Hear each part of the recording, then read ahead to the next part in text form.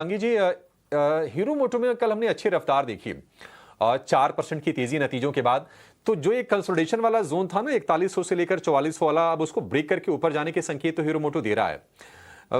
4660 के भाव दिख रहे हैं हीरो मोटो को लेकर। मान लीजिए जिनसे मौका छूट गया, आप उनके लिए क्या राय देंगी? क्या डिप्स आए तो बाइंग करनी है शेयर में?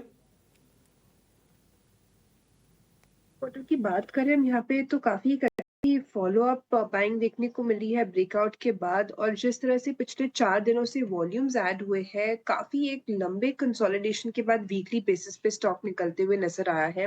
तो बिल्कुल यहाँ पे स्ट्रेंथ जो है वो कंटिन्यू होते हुए दिखेगी, और मेरी राय रहेगी कि हम इसमें वापस कोई भी छोटे डिक्लाइंस में डिप्स के मौके ढूंढे, बाइंग के मौके ढूंढे, और नेक्स्ट जो है 4800 तक के लेवल्स हम यहाँ एक्सपेक्ट कर सकते हैं। 45-50 के एक पोजिशनल सपोर्ट को ध्यान रखते हुए।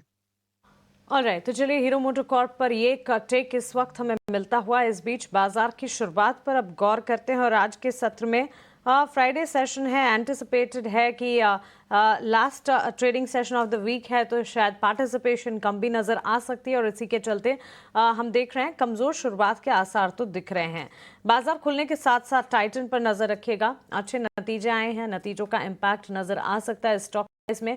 अबव ऑल एस्टिमेट्स हमने देखा, एबिट मार्जिन में बढ़ोतरी, रेवेन्यू के फ्रंट पर इजाफा और मुनाफे के फ्रंट पर भी बढ़त के साथ। प्री ओपन में भी आप देखेंगे करीब 1.25% की तेजी के साथ खुलने की तैयारी करता हुआ टाइटन का स्टॉक का। इसके अलावा एयू स्मॉल फाइनेंस बैंक पर भी नजर रखें।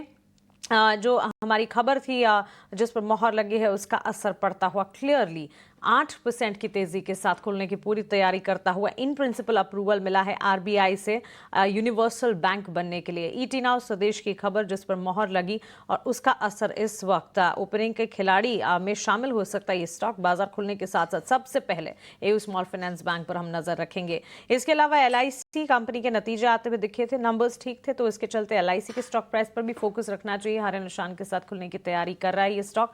2-2.5% की तेजी वहां पर भी। बीएसई लिमिटेड अभी जिक्र किया हमने, हर पैमाने पर नतीजे अच्छे थे। बीएसई लिमिटेड के भी एक्सचेंज एंसली फोकस रेडार पर है। ऑलमोस्ट 2.5% के गेंस के साथ खुलने की तैयारी करता हुआ लिमिटेड का स्टॉक।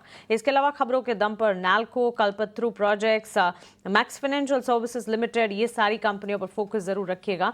न्यूज फ्लो और रिजल्ट बैक्ड एक्शन है जो कि आज बाजार पर देखने को मिलेगा। स्टॉक वाइज मौके ढेर सारे होंगे। इंडेक्स में हो सकता है कि एक रेंज बाउंड कामकाज देखने को मिले, लेकिन खबरें ढेर सारी है। कल्पत्रु प्रोजेक्ट